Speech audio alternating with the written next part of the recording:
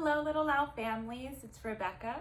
I wanted to share a story with you that has a lot of emotions. This has been a favorite in the Oak Room, and I'm happy to share it with you today. It is called Sylvester and the Magic Pebble by William Steig.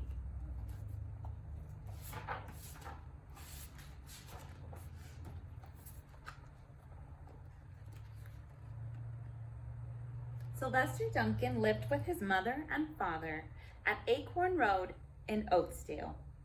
One of his hobbies was collecting pebbles of unusual shape and color.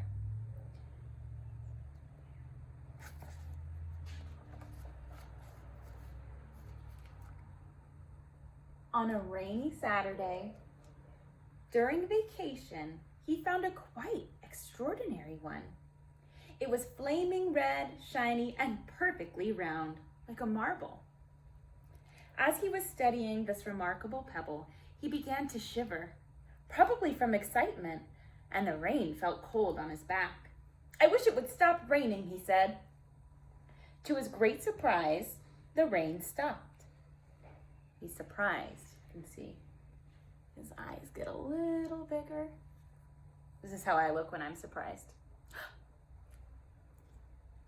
It didn't stop gradually, as rain usually does. It ceased.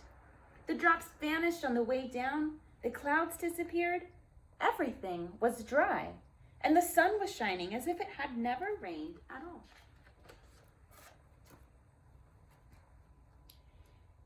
In all his young life, Sylvester had never had a wish gratified so quickly.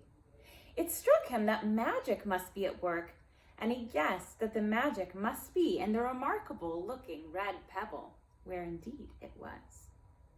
To make a test, he put the pebble on the ground and said, "I wish it would rain again." Nothing happened. But when he said the same thing, holding the pebble in his hoof, the sky turned black, there was lightning, and a clap of thunder, boom, and the rain came shooting down. "What a lucky day this is," thought Sylvester. "From now on, I can have anything I want. My father can have anything they want. My mother can have anything she wants. My relatives, my friends, anybody at all can have anything." He wished the sunshine back in the sky, and he wished a wart on his left hind futtock would disappear, and it did. He started home, eager to amaze his father and mother with his magic pebble. He could hardly wait to see their faces. Maybe they wouldn't even believe him at first.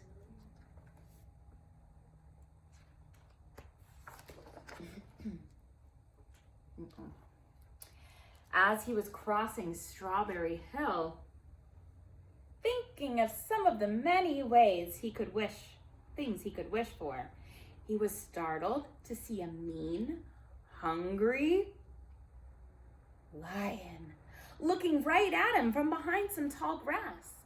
He was frightened. When I'm frightened, I get a lot of lines right here, and maybe get my body a little bit smaller. His mouth is open. You can see Sylvester. If he hadn't been so frightened, he could have made the lion disappear, or he could have wished himself safe at home with his father and mother. He could have wished the lion would turn into a butterfly or a daisy or a gnat. He could have wished many things, but he panicked and couldn't think carefully. When I'm panicked, I might be moving around too quickly and looking, and I'm just kind of afraid. "I wish I were a rock," Sylvester said, and he became a rock. The lion came bounding over, sniffed the rock 100 times, walked around and around it, and went away, confused, perplexed, puzzled, and bewildered. "I saw that little donkey as clear as day. Maybe I'm going crazy," he muttered as he walked away. You can see he's got this confused face.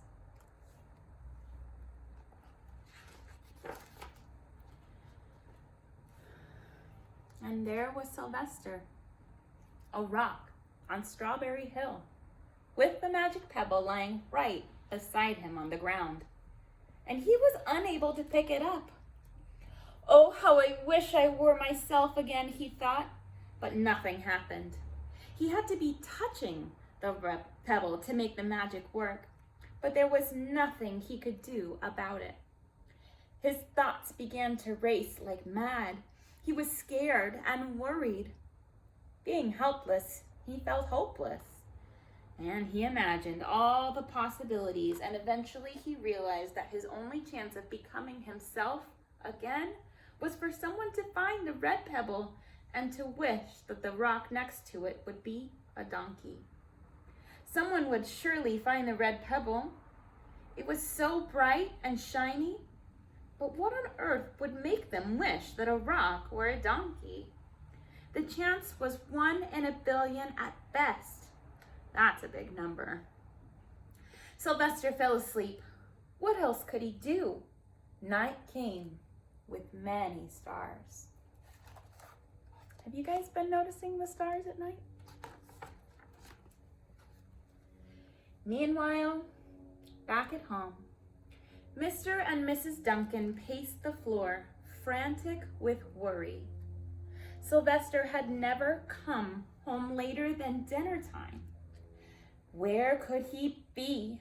They stayed up all night wondering what had happened, expecting that Sylvester would surely turn up by morning. But he didn't. He was on Strawberry Hill. Mrs. Duncan cried a lot, and Mr. Duncan did the best to soothe her. They both longed to have their dear son with them. I will never scold Sylvester again as long as I live, said Mrs. Duncan, no matter what he does.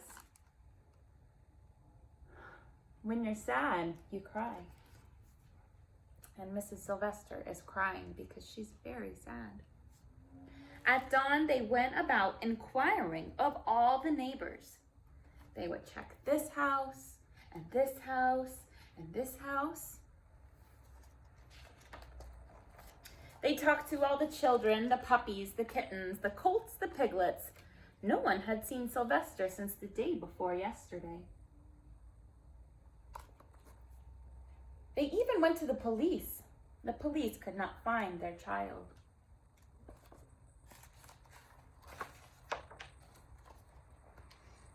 All the dogs in Oatsdale went searching for him. They sniffed behind every rock and tree and blade of grass, into every nook and gully of the neighborhood and beyond, but found not a scent of him. They sniffed the rock on Strawberry Hill, but it smelled like a rock. It didn't smell like Sylvester.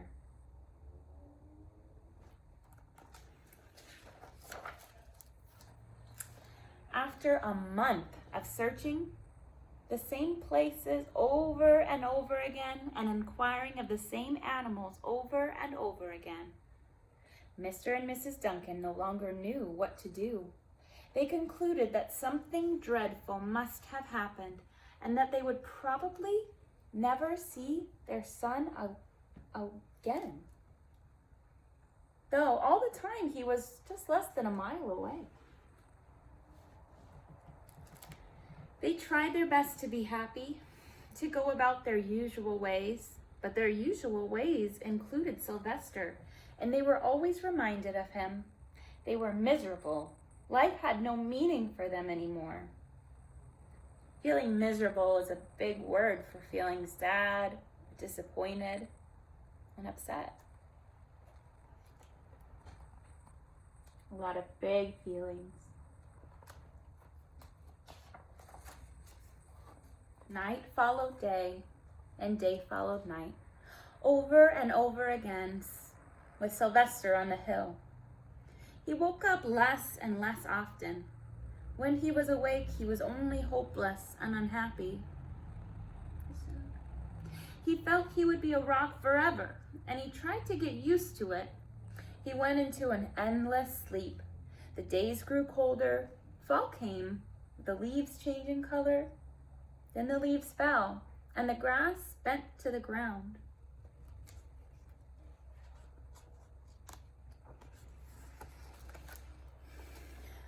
Then it was winter. The winds blew, whoo. It snowed. Mostly the animals stayed indoors, living on the food they had stored up. Maybe some of them are hibernating like Leo does. One day, a wolf sat on the rock that was Sylvester and howled because he was hungry. Ow!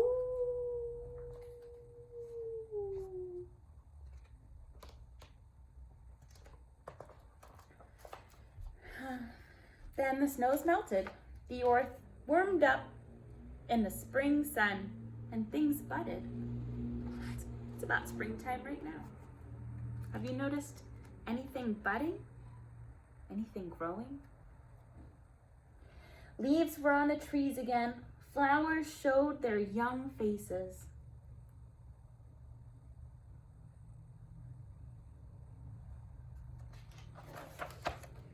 One day in May, hey, today is May, Mr. Duncan insisted that his wife go with him on a picnic. "Let's cheer up," he said. "Let us try to live again and be happy, even though Sylvester, our angel, is no longer with us." They went to Strawberry Hill, and they remembered he liked to go there. Packed a picnic. Mrs. Duncan sat down on the rock. The warmth of his own mother sitting on him woke Sylvester from his deep winter sleep. How he wanted to shout, "Mother, Father, it's me, Sylvester, I'm right here." But he couldn't talk. He had no voice. He was stone.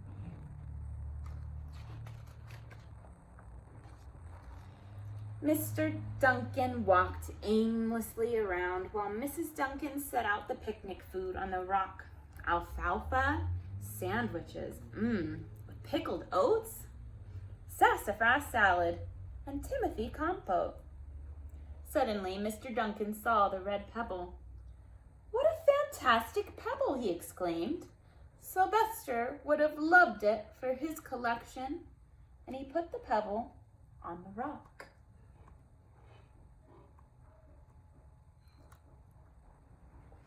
They sat down to eat. Sylvester was now as wide awake as a donkey that was a rock could possibly be. Mrs. Duncan felt some mysterious excitement. "You know, Father," she said, "suddenly I have the strangest feeling that our dear Sylvester is still alive and not very far away." I am, Sylvester wanted to shout, but he couldn't. If only he had realized that the pebble resting on his back was the magic pebble.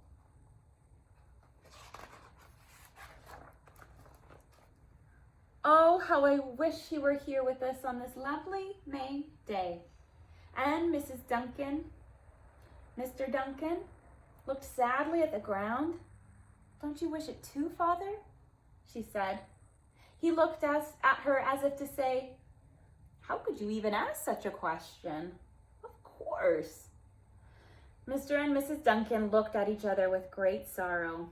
"I wish I were myself again. I wish I were my real self again," thought Sylvester. And in less than an instant, he was. That's a big surprise.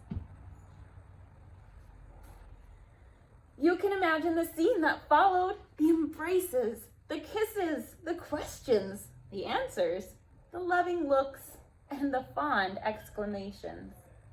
Looks like they're gonna have a dance party. When they had eventually calmed down a bit and had gotten home, Mr. Duncan put the magic pebble in an iron safe. Someday they may want to use it, but really for now, what more could they wish for? They all had all that they wanted. Each other. The end. I love that story, and I love the emotions that we can learn from in that story. Something that I really want to share with you is my own special collection of rocks.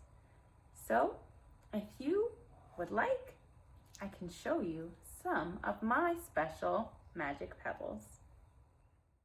I've always loved collecting, and this is a very special collection because together they are every color of the rainbow. Each stone has been polished to make it look smooth. Each one is special. Do you have a special collection? This red one is called Red Jasper. This orange one is called Carnelian. This yellow one is called Citrine. This green one is called Aquamarine. This blue one is called Blue Lace Agate. This indigo one is called Sodalite. And this last purple one is called Amethyst. I wonder which one of these is your favorite. Thank you for joining me, and I hope to see you soon. Bye.